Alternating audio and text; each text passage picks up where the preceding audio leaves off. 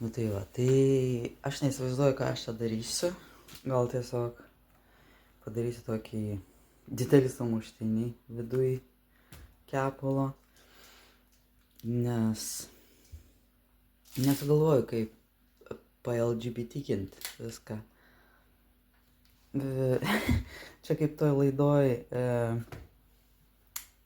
radijos, kur maždaug turiu va tiek ingredientų, padėkit kažką sukurti. Žodžiu, garšva, pririnkau garšvos, labai jauna, labai skani. Čia visokie su nuolaidom, čia iš anksčiau gaminaus.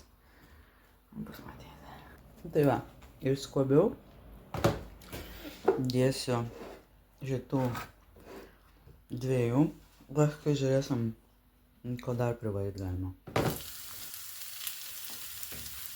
Čia biškė priedų.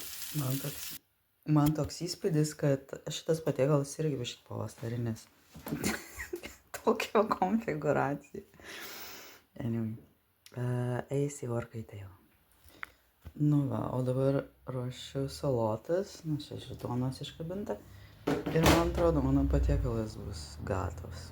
Absoliučiai spalvingos salotos, kas gali eiti jau kai kitas patiekalas. Nu, tai bus toks miksas.